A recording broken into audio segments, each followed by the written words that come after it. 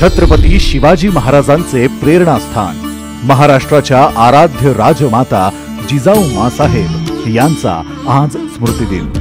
12 जानेवारी 1598 रोजी बुलढाणा जिल्ह्यातील सिंदखेड राजा येथे लखुजीराव जाधव व म्हाळसाबाई या दाम्पत्याच्या पोटी जिजाऊंचा जन्म झाला। न्यायप्रिय वृत्तीच्या जिजाऊंना लहानपणापासूनच गरीब रयतेवर होणाऱ्या अन्यायाची प्रचंड चीड होती आणि म्हणूनच खेळण्याच्या वयात हातात ढाल, तलवार, दांडपट्टा घेत युद्ध कौशल्य शिकण्याला त्यांनी महत्त्व दिलं।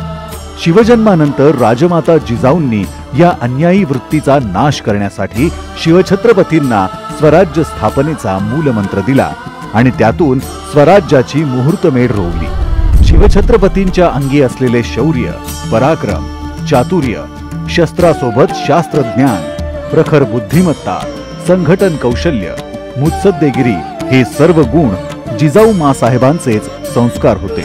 त्यांच्या याच संस्कारांच्या जोरावर छत्रपती शिवरायांनी मुघलांच्या गुलामगिरीतून आपल्या रयतेला मुक्त केलं। आपल्या कर्तृत्ववान पुत्राला वेळोवेळी प्रोत्साहन, मार्गदर्शन देत राजसिंहासनावर अधिष्ठित करेपर्यंत राजमाता जिजाऊ लढत राहिल्या।